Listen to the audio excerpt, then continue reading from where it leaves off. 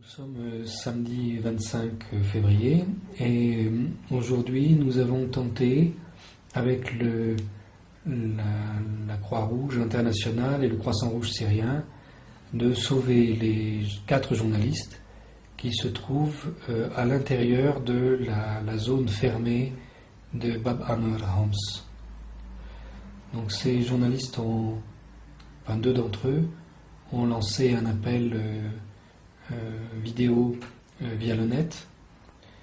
Ce sont 2 Français, une jeune femme qui est blessée, et donc ils cherchent à sortir. Alors, hier vendredi, le Croissant-Rouge syrien a réussi à entrer dans la zone rebelle, et lorsque le Croissant-Rouge est rentré en contact avec eux, ils ont refusé de bénéficier des ambulances parce qu'ils ont cru que c'était un piège. Comme c'est une très grosse ville, c'est la 3e ville de Syrie, il y a eu des batailles considérables à cet endroit-là. Maintenant, pour les généraux, la bataille est terminée, dans le sens où on l'entend des militaires, c'est pas le sens où on l'entend des civils. Et ils ont confiné les rebelles dans une zone qui est à cheval sur 2 quartiers en fait, dans une zone qui autrefois, pour donner la taille, abritait une population d'environ 40 000 personnes. On ignore complètement combien il y a de gens maintenant dans cette zone, combien de milliers, on ne sait pas, et on estime que les combattants là-dedans sont environ 2000, mais combien il y a de civils, on ne sait pas. Les rebelles sont divisés en plusieurs groupes, mais globalement en 2 tendances, enfin 2 origines. Il y a des takfiristes, donc une sorte d'extrémistes musulmans qui considèrent que, en dehors de leur groupe, personne n'a le droit d'exercer le pouvoir en Syrie. Et l'autre groupe, ce sont des voyous en fait, qui avaient été recrutés pour faire masse dans l'autoproclamée l'armée syrienne libre. Et donc ces voyous, aujourd'hui, ils ont pris leur autonomie à nouveau. Donc ça fait des gangs et puis les takfiristes qui tiennent la ville, qui tiennent cette partie de la ville. Et la population, à un moment, a soutenu ces gens-là. Et puis aujourd'hui, les civils qui restent bloqués dans ce piège ont parfaitement compris qu'ils sont les otages de cette situation, et s'ils essayent de sortir du quartier, ils se font tirer par des snipers, qui ne sont pas du tout des gens de l'armée nationale, ce sont des gens de l'armée dite syrienne libre. Le reste de la ville, maintenant, c'est immense, mais c'est une ville morte. L'immense majorité des habitants fuient au cours des combats. Donc il n'y a plus de combats à l'arme lourde du tout. Les gens qui racontent qu'en ce moment, on bombarde un quartier de Homs, c'est ridicule, ça n'est pas vrai du tout. Mais ce qui reste comme action, c'est tous les jours, l'armée nationale essaye de gagner un peu de terrain et de restreindre le périmètre dans lequel se trouvent enfermés les rebelles. Donc c'est une progression qui se fait maison par maison en fait. D'autre part, les rebelles, eux, dans Bab Amr, apparemment ils ont des quantités de dynamite incroyables, et ils repèrent les maisons qui sont vides et ils les détruisent à l'explosif. Alors je suis incapable de dire pourquoi. Et on entend une explosion, disons environ tous les 3 quarts d'heure, ils détruisent une maison comme ça. Et puis il y a des groupes de combattants épars qui sont à l'extérieur de la ville et qui essayent de harceler les forces qui entourent cette zone pour décongestionner, si vous voulez, leur pression. Voilà. Donc là, la situation des habitants dans la zone enfermée, elle est absolument terrifiante.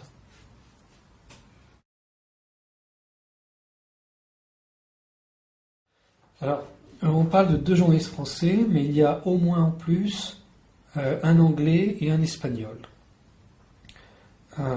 Dans la vidéo qui a été diffusée sur Internet, on voit les deux Français qui demandent de l'aide d'une manière un peu bizarre d'ailleurs, parce qu'enfin, ils sont rentrés illégalement sur le territoire avec du matériel illégal, etc. Puis tout d'un coup, ils demandent qu'on arrête la guerre pour eux et qu'ils aient un couloir humanitaire pour sortir vers Beyrouth.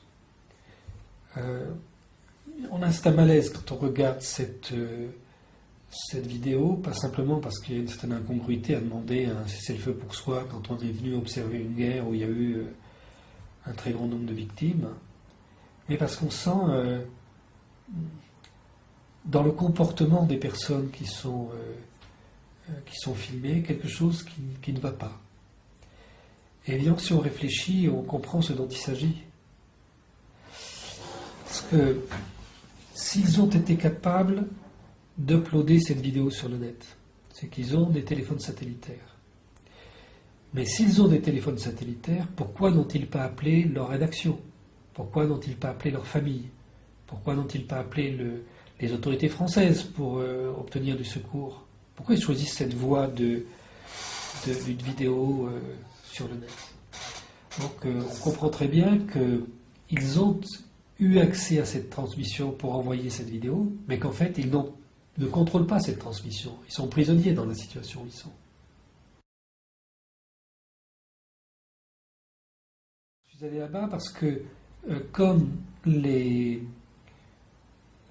journalistes avaient refusé hier de suivre le Croissant Rouge, il est apparu qu'ils avaient une difficulté, même s'il y avait une personne de la Croix-Rouge internationale qui est suisse et qui parle le français, qu'ils avaient une difficulté à évaluer la situation, à comprendre ce qui se passe, etc. Donc moi, je suis allé en tant que, à la fois confrère et compatriote, pour venir leur donner des informations, faciliter leur sortie, et puis comme j'ai des bonnes relations ici avec les autorités syriennes, pour faciliter leur situation aussi, parce qu'ils sont quand même arrivés ici en situation illégale et tout, donc tout ça, ça pose quand même quelques problèmes juridiques. Il faut les aider à se sortir de cet imbroglio. Et il faut que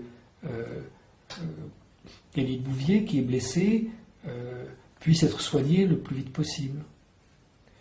Donc j'ai participé à ça toute la journée, mais ces négociations n'ont pas abouti. Alors pourquoi elles n'ont pas abouti? Parce que c'est allé un peu dans tous les sens, un pas en avant, un pas en arrière tout le temps, mais fondamentalement, les rebelles avec qui la Croix-Rouge internationale avait établi le contact, et qui sont en fait les takfiristes, ces rebelles-là attendaient des instructions pour répondre. Ces instructions sont arrivées très tard, par une communication satellitaire qu'ils avaient avec leur hiérarchie à Beyrouth. Et je ne peux pas dire de qui il s'agissait. Donc finalement, ils ont refusé de laisser rentrer les 3 ambulances de la Croix-Rouge et du Croissant Rouge qui étaient prêtes. Ils ont refusé de les laisser rentrer dans la zone fermée. Je ne peux pas dire qu'ils soient retenus en otage. Est-ce qu'ils ce sont des otages, mais on n'a aucune trace de revendication particulière. C'est plutôt, ils servent de bouclier humain dans cette situation.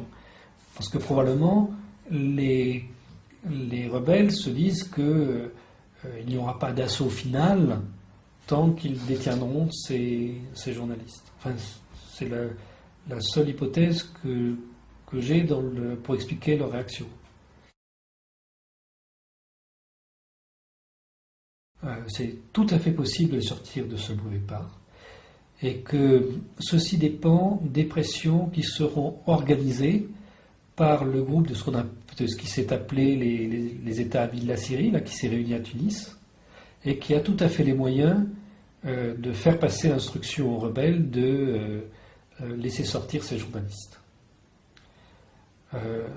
Et si moi je n'ai pas identifié quels étaient les donneurs d'ordre